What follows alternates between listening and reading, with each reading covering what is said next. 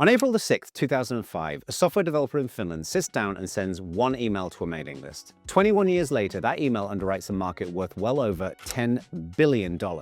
And every serious software company on Earth runs on the thing that he built in the 10 days that followed.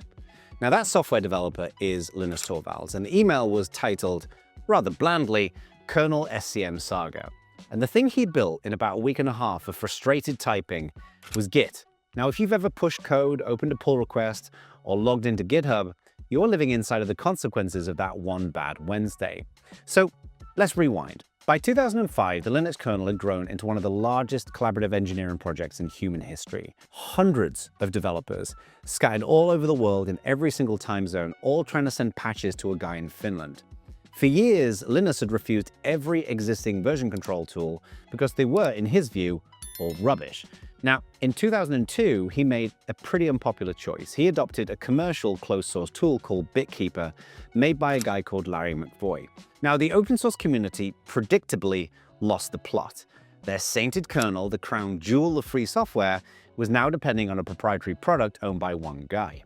Linus's defense was pretty pragmatic, as usual. BitKeeper worked, it was fast, and Larry, to his credit, had given the kernel team a free license.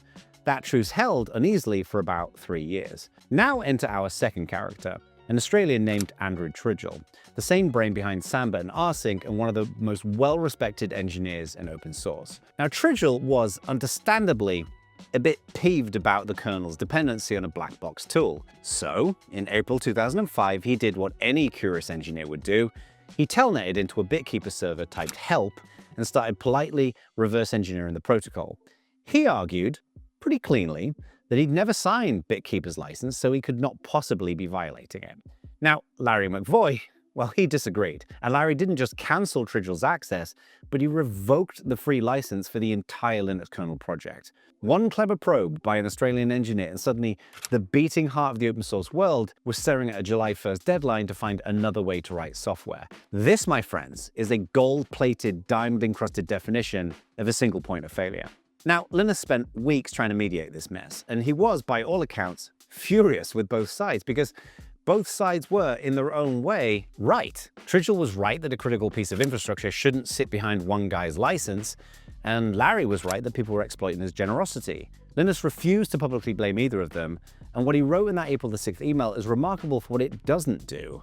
He doesn't rage, he doesn't point fingers, he thanks Larry for 3 good years, suggests everyone go and look at a tool called Monotone, and then essentially goes home and starts building Git. Now, everybody loves the he built Git in 10 days story because it makes him sound like a wizard, and yes, the first commit lands on April the 7th, one day after the email, and the kernel itself is moved into Git by April the 16th. And let's not forget, Linus Torvalds is a wizard. This is genuinely miraculous engineering. But when GitHub interviewed Linus for Git's 20th birthday, he shared something interesting, that he'd actually been mentally designing this tool since the previous November. The 10-day sprint was fast because the 4 months of thinking before it had already happened. And what he'd been thinking about was not really how to build a better version of BitKeeper.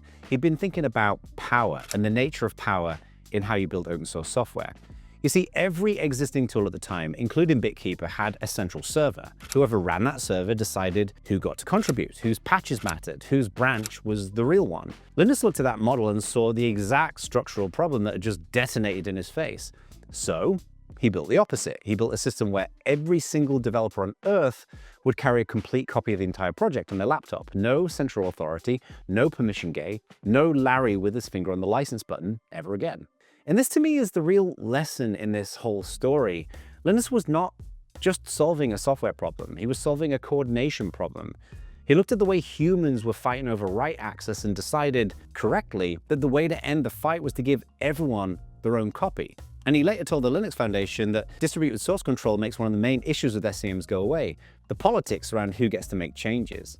You know, the Git code was clever, but the politics baked into the code is where the real innovation lives, in my mind. And then 3 months later, he did something even weirder. On July the 26th, 2005, Linus announced that he was handing Git over, not selling it, not incorporating it, just handing it over to a soft-spoken engineer called Junio Hamano, who has quietly shipped every official release of Git ever since. Linus said Junio had, quote, good taste. That was the interview process.